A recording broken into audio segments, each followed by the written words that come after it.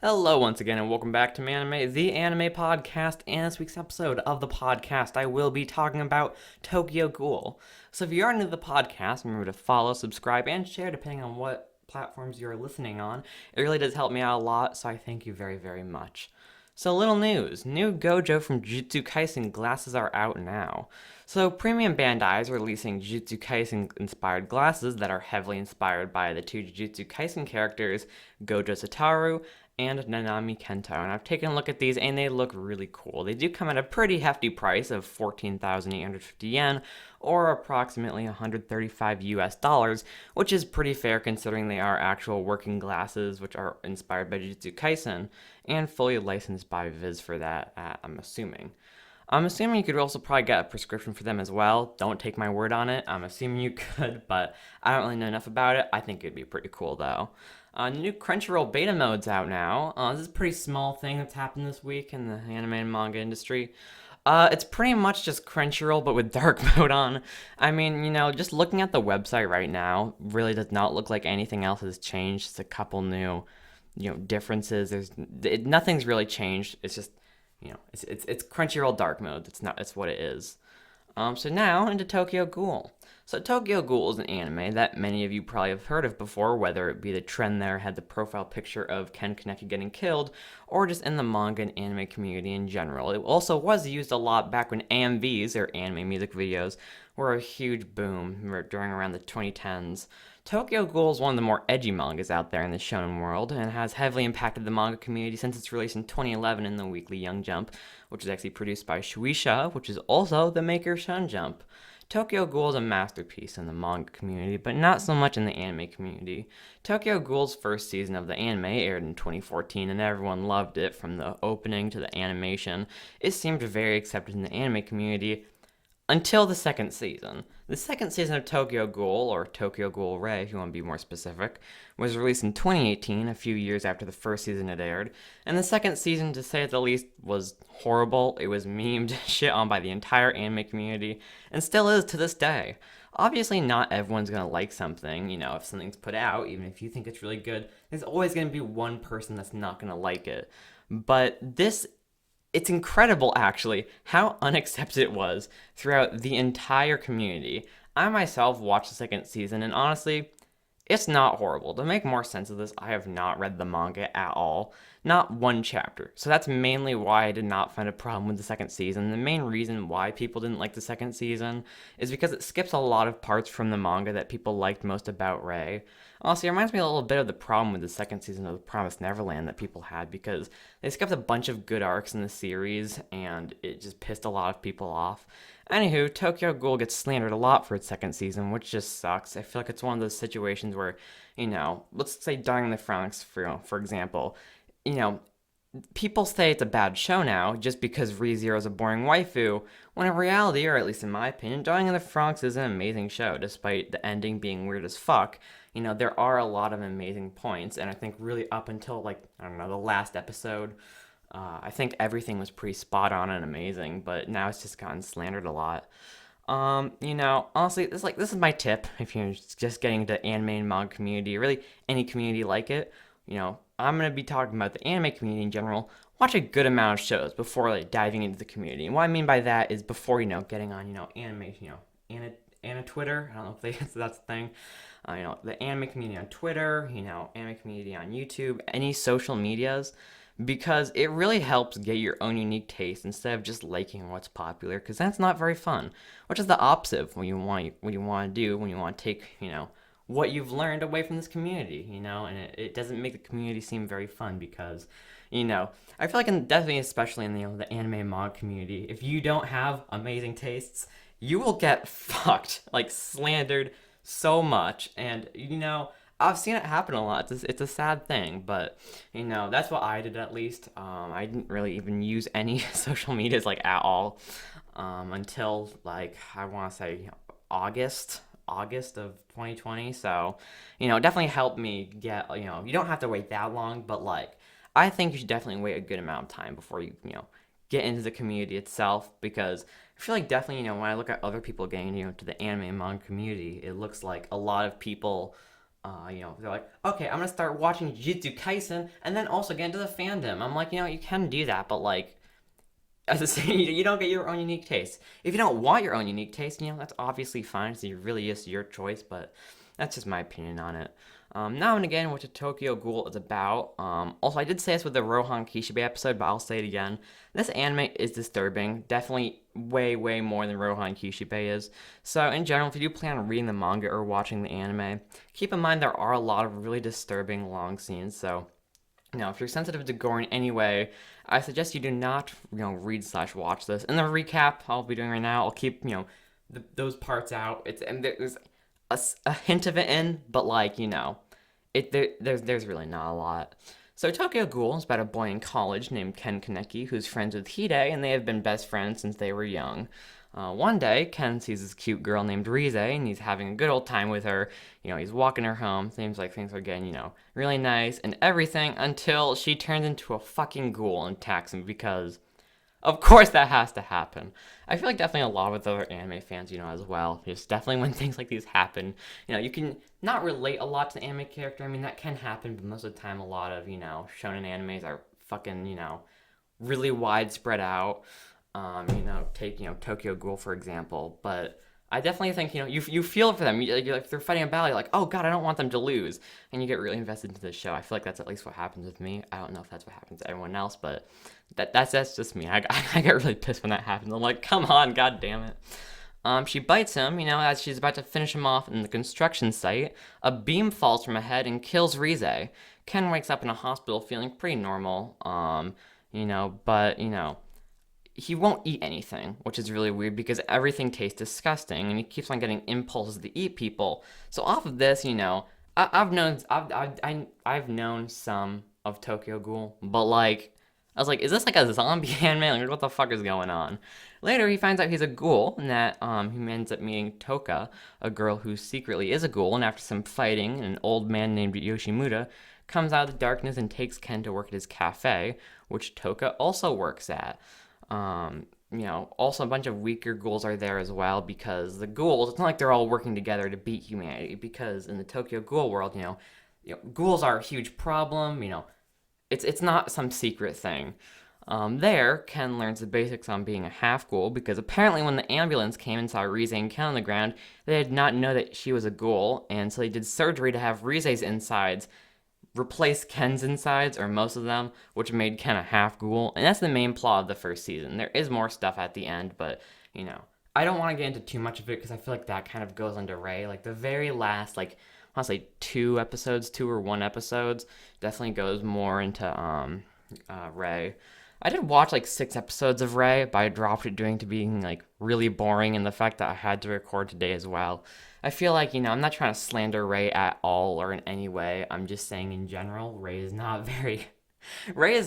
very, how do I say this, exciting anime. I'm sure the manga is much more, in-depth because in Ray, it doesn't feel like they're skipping a lot of things, but it just feels like, not a lot of stuff's going on. And I don't know about just the first season of Tokyo Ghoul, being headed by Funimation, because a lot of you guys know that, or maybe not even a lot, I don't know how many people do know, I don't like Funimation very much. So for those of you who do not know what Funimation is somehow, well, I guess they're now both owned by Sony, but Funimation and Crunchyroll are the 2 main anime sources. I don't know how to say it. Anime streaming services. There we go.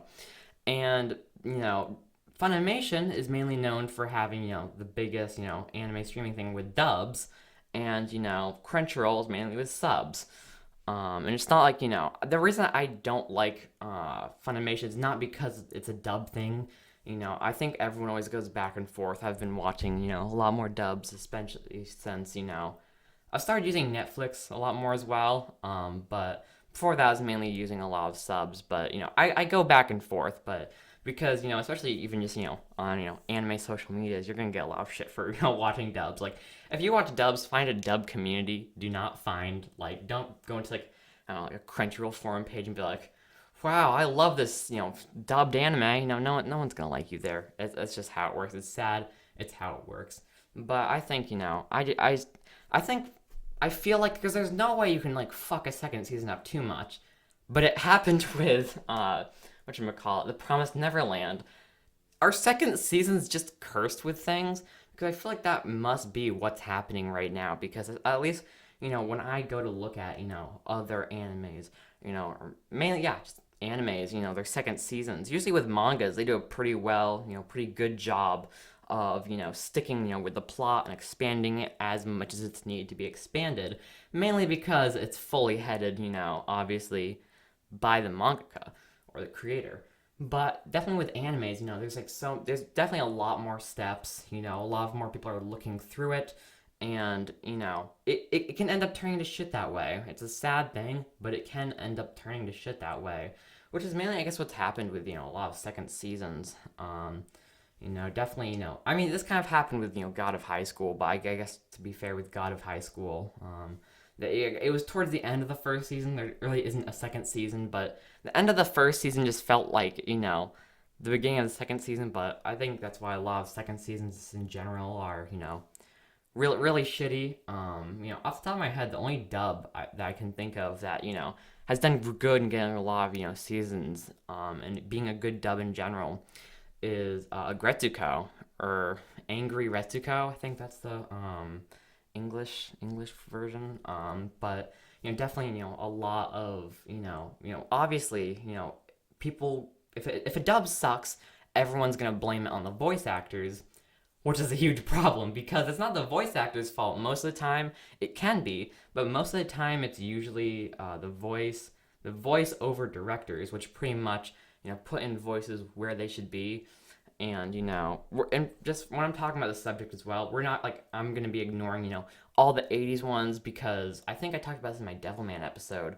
I watched the OVA ones as well, and it was shit. Because I could only find the dub. I couldn't find the sub anywhere. I would have watched the sub, but at the same time, I really only think, the sub could have been a little bit better than the dub. And, it's because every word's like misplaced. They'll talk, and then like it'll be like a second delayed. And people that are new to, the anime and manga community will be like, well, it's only a second delayed, that can't be too bad. In anime, they talk really fucking fast most of the time. And, it's hard matching up two languages, because usually when anime is, obviously animated, it's meant to fit the voices of, the, people speaking in Japanese. They don't do too, as far as I know, I don't know, they could for some animes, or even all, I don't even know. But for most of them, they usually put more, how do you say this? Animation into like the mouse for people speaking Japanese instead of English.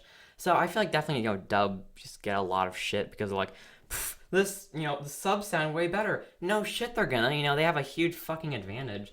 And so I think it's just, such a dumb thing. They're like, oh yeah, it's the voice actor's fault. If anything, I'm not gonna say it's the manga's fault or, the animator's fault. If anything, it's the voice directors, I don't know, I forgot how to say it, the voice actor directors lines, because they pretty much, tell them what to say, and then, match it up, obviously, with the audio. But it's more into, the editing team.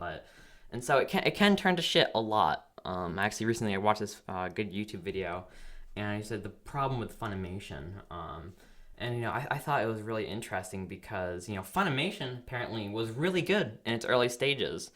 I definitely, that was its early stage, like, 2000s. I think that's when, obviously that's the golden age of anime, for any, OG anime fans, but I wasn't even around during that time because I got into anime in 2019, even though some people say it doesn't sound like it, so that's cool. But anywho, yeah, so, I definitely think, a lot of, dub voice actors get shit, which sucks, like a lot of them. I think a lot of the respected ones mainly are of course, the Dragon Ball voice actors, because, I forget their names, but, they voiced in the 90s ones, and then, also Dragon Ball Super, Dragon Ball Z. Just all these ones are good. I really, enjoy them myself. That's why I watched Dragon Ball. Not the original one, but Dragon Ball Z and Dragon Ball Super, in the dub. I'm not going to say it's better than the sub, because I've never heard the sub before, but just in general, I think, it feels more home-like, because I feel like definitely when I first got, anime and manga, big thing, that I would do is I read a lot of shonen, so I was mainly Shonen Jump, and then Kodansha Comics, which maybe not all of you have heard of, but it's pretty big. I think if Shonen Jump is the biggest producer of shonens, Kodansha Comics is a pretty good second. Kodansha Comics, they're responsible for Fairy Tail, Eden Zero. I can't think of any others right now. I'm sure there are many more, but they're responsible for a lot of popular mangas like that and animes as well. And so my main two things were Shonen Jump, Kodansha Comics. The thing was, I only had one volume of Eden Zero that was from Kodansha. I think some other Attack on Titan Volume 1 from Kodansha. Everything else was from Shonen Jump. And that still goes for today. I haven't bought a volume of manga in a long time. I think last time I bought one was probably like last summer. Probably during the end. Or no, maybe not. I don't even know. Probably at least I know is the last time a volume of Jujutsu Kaisen came out. Like not the newest one, but the one before that one, Volume 7 I think it was. That's the last time that I bought a volume of manga, because I think it's it's so easy to get swept up in anime, because beforehand, definitely when I first got into anime and manga community, I really only was really into manga. I didn't really watch a lot of anime. If I did, it's on like Netflix. So I was really into especially going into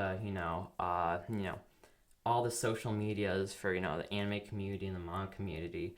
I was just starting, well, not really just starting, but pretty much I'd say just starting to get really more into anime, because I didn't really use any platforms other than Netflix to watch my anime, and they only have some. They have like One Punch Man, those ones. So those ones, I feel like those things like One Punch Man do strike a nostalgia chord inside me. But yeah, just mainly I feel like those are like definitely the things that I started mainly.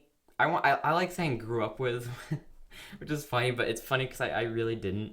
And it's weird also because people think I've been doing like my podcast as well just for like 2 years. I'm like, I haven't. I really haven't. I've been doing it for like a year and a half now, I'd say, because I started this when I was 12, and it feels like time flies by so fast. But it's always given me something to do for now like a year and a half, like every single week. So sometimes it does feel surreal, but yeah, Anywho, that's going to be the end of this week's episode. If you did enjoy, as I said in the beginning, remember to like, share, and subscribe. I messed that up, but it always really does help me out a lot, so I thank you guys very, very much for listening. And as always, I will see you guys next week.